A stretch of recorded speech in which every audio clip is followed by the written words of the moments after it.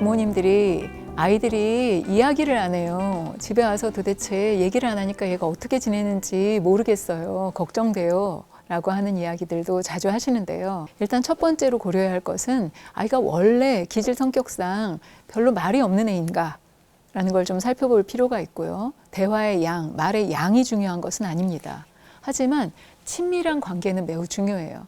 근데 또 이 친밀함이 어떤 부모님들께서는 너무 친하게 지내려고 친구 같은 부모가 되려고 하시면서 또 권위를 잃어버리는데, 그렇게 되면 또 자녀의 성장 발달에 그 역시 도움이 되지 않습니다. 그래서 친하지만 부모는 또 부모인 어떤 자리에서 아이와 가깝게 지내주시고 대화를 평소에 어려서부터 많이 일상적으로 나눠주실 필요가 있고요.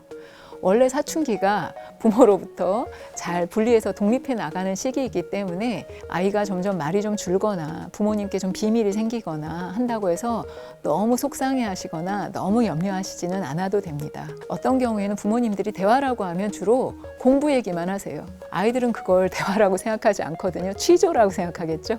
또 어떤 부모님들은 너무 걱정을 계속 쏟아놓으세요. 아이한테. 이 친구는 너 그런 것 같다. 얘랑 안 만나야 될 것 같다. 뭐 등등.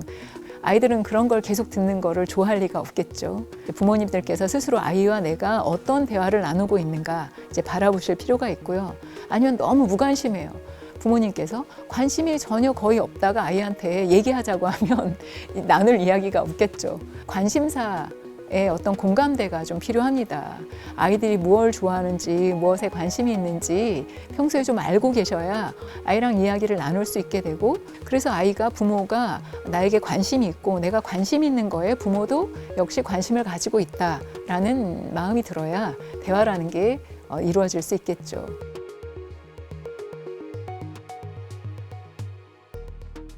부모는 등판으로 가리킨다는 말이 있습니다. 이제 모범을 보여주시고 그 모범을 봄으로써 아이가 시간이 지나면서 좀 막 감정이 가라앉고 부모에 대한 또 고마움이 올라오고 이런 시기가 옵니다.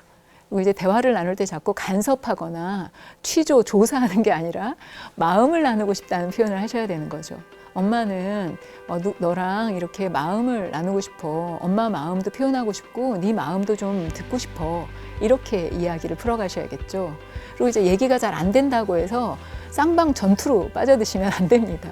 부모가 아이와 뭔가 속상하다고, 뭔가 아이가 말을 안 듣는다고 아이 마치 친구처럼 똑같은 그 수준에서 막 삐지고 싸우고 이러면 이제 이런 신뢰를 잃어가서 아이들이 어려운 일이 생겨도 부모가 그렇게 신뢰롭지 않기 때문에 의논 대상이 잘 되지 못합니다. 그래서 이렇게 얘기를 잘 안 하려고 하고 뭐 이렇게 좀 잘 툴툴거리고 이러는 이제 사춘기 자녀를 두셨다면 부모님들이 억지로 자꾸 얘기를 하자고 하시기보다는 아이가 기분이 좋을 만한 것들을 환경적으로 좀 잘 제공하시는 게 간접적으로 도움이 됩니다.